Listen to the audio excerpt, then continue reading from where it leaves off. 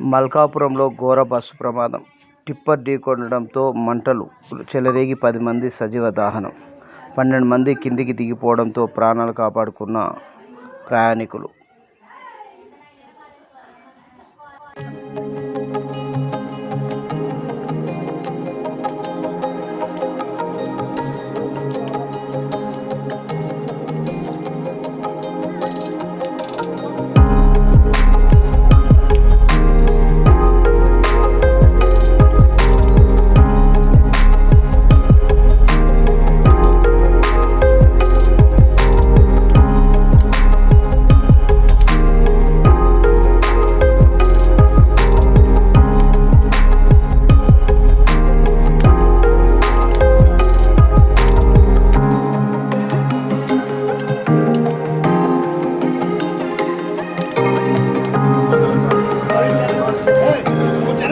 అర్థం చేసుకోవాలి.